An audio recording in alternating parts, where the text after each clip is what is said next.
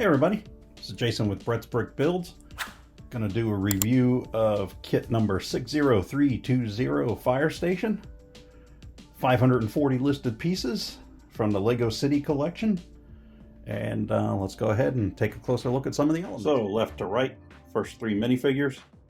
We've got two of the fire people.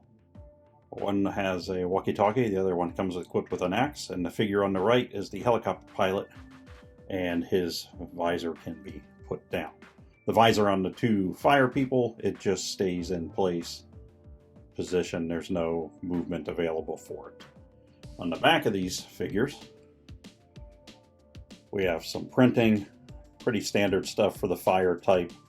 You got the fire symbol, some reflective like foil type badging. The pilot also has a similar kind of foiling on the back. And let's go ahead and take a look at the other two minifigures that come with this kit. The two other minifigures that come with the kit are Finn on the left, apparently administrative type guy, and then it looks to be, so we've got our chief, Freya McLeod, per the box.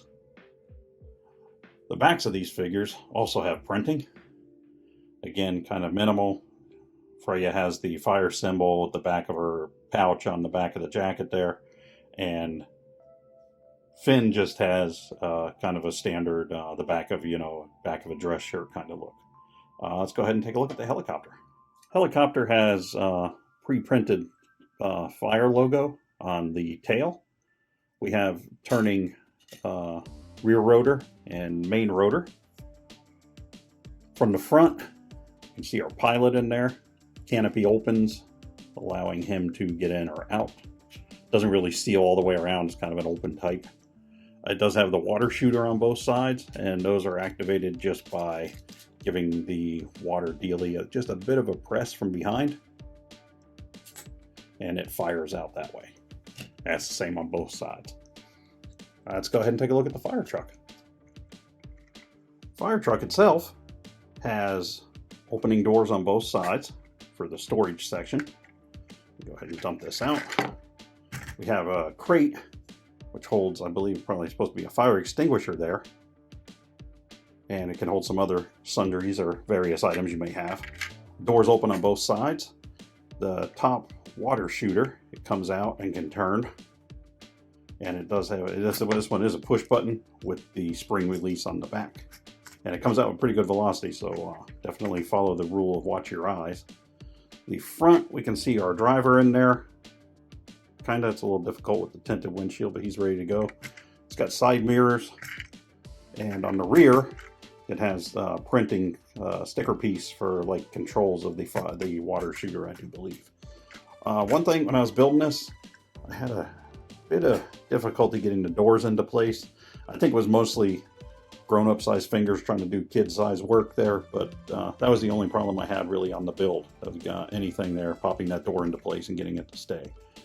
So there was also some printing on the top, and of course the roof is removable to access the minifigure. Let's go ahead and take a look at the fire building itself. So for ease of filming, I went ahead and I removed the street, what do you call them, the street plates, so we can go ahead and take a closer look. What we have here is essentially the main garage. Go ahead and open that door up, and that allows room for the fire truck to go ahead and back in there, and then the door can shut. We have double doors entrance to the office area. No, I'll move around here and show you the back in a second. So we've got double door entrance to the office area. And then we have another floor here, and then moving upward, we have a third floor also, and that goes up to the lights on the top, and we also have the landing pad for the helicopter. So let's go ahead and take a look at some of the stuff in the back of the building. We have, I guess, what would be the reception area, where people come in through the double glass doors there. Then we can move up. On the second floor, there is a gaming console set up with a chair, kind of like a relaxing area, I guess. And then as we move up to the third floor, We got another office up there, kind of giving them a vantage point. And it also has the entryway up into here to get down to the helicopter pad, because the helicopter would be landed right here where it locks into place. And that gives the pilot an accessible way up into the 3rd floor. Now let's move around back to the front and take a look at a couple other things. We got one thing I wanted to point out I thought was a mistake, but apparently it's like that on purpose. There's a gap up here at the top, and I looked at it, and it figures that when this door is all the way in the up position, it moves all the way back to the slotted piece for the door. So they couldn't have added another piece, or else it wouldn't have been open all the way. But to me, it seems a little odd that there's a gap there.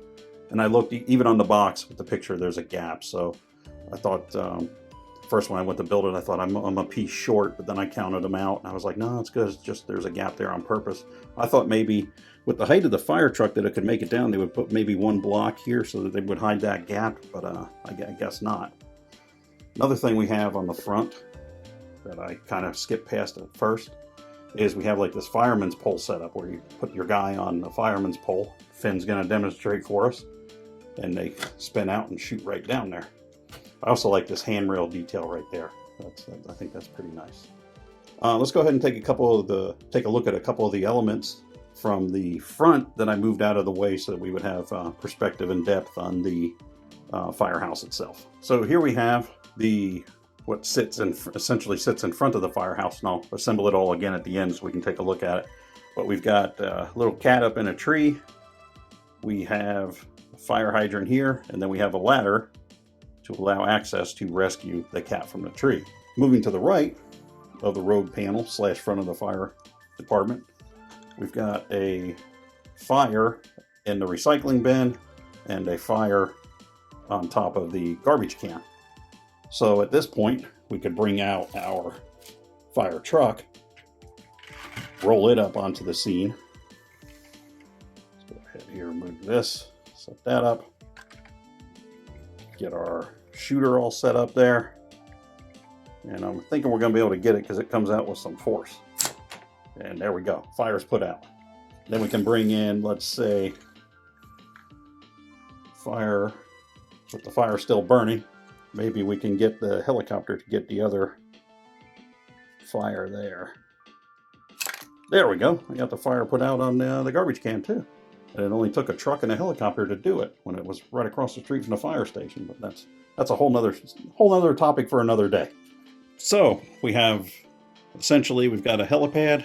We've got a garage for the fire truck. The fire truck's in it. We have 5 minifigures. Got a cat figure, Dalmation doggy figure that I nearly forgot about. I mean, how could I do that? 3-story building with the fire pole, seating on each level. The plates have it worked out where you can combine into the other roadway plates and go ahead and make the road. It is a larger size kit, so it does come with a brick separator. It's got a couple of, well, I think it's got one spare of the flat water elements for the helicopter, and you only get one of the shooters with the fire truck. So make sure you're keeping an eye out where that thing goes after it launches. If you could go ahead and hit us with a like and subscribe, we'd appreciate it. Every little bit helps. We'll be back next week with the review of the, actually, I think whatever came in second in the poll this week will be what we're working on next week, which would make sense if this is this week and that's next week. But that's a whole nother existential kind of question. In the meantime, I'm Jason for Brett's Brick Builds. Thanks for stopping by, and we'll see you next time.